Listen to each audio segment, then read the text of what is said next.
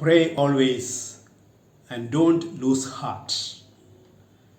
Dear friends, in the Gospel for today's liturgy, Jesus, by means of a parable, teaches us about the necessity to pray as Christians and also about the attitude with which we should pray.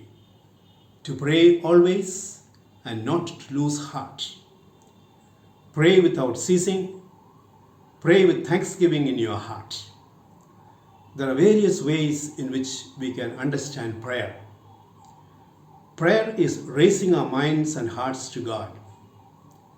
Prayer brings about communion with God, oneness with God.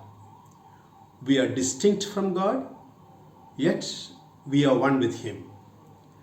This oneness is symbolically taught by Jesus when He said, "I am the vine and you are the branches.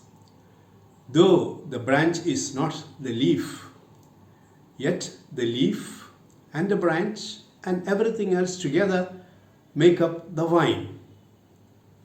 Prayer brings about this unity, intimacy with God. There is a beautiful story of a man who passionately loved his fiancée. He went to her house and knocked at the door. "Who are you?"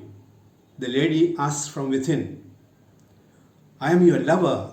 Open the door," he lovingly replied. She answered from within, "Sorry, there is no sufficient room here in the house." And she refused to open the door. Saddened and dejected by this response, he went away, but began to reflect as to why she replied in that manner. After a few months of inner search and examination, he returned again and knocked at the same door. "Who are you?"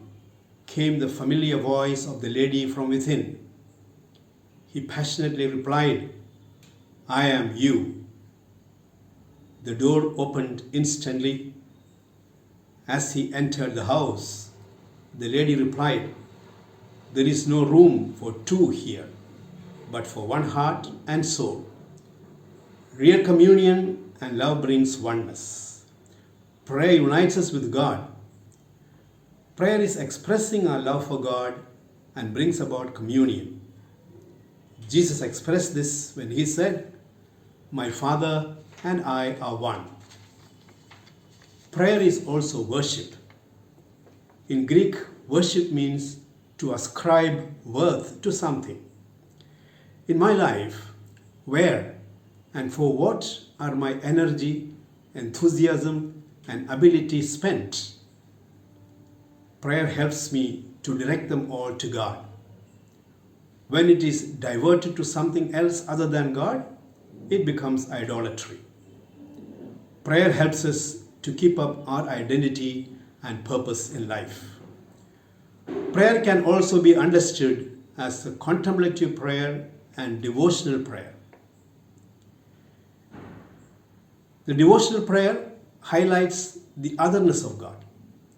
The Palestinian religion used this approach very much. God is God of the skies, of thunder, lightning, and earthquake. Much importance is given to rituals and ceremonies.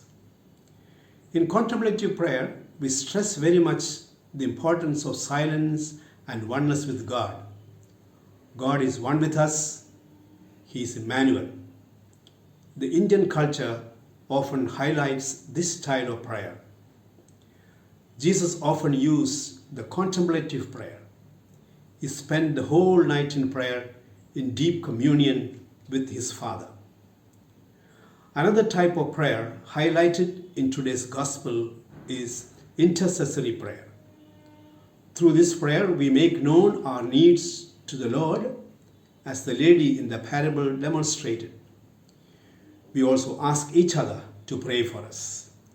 We approach Our Lady and the other saints to intercede for us. God and God alone answers our prayers. As we are deeply interconnected beings, we support each other in and through prayer. Jesus, by His words and example, taught us the importance of prayer in our life. The following words on a poster inspired me much.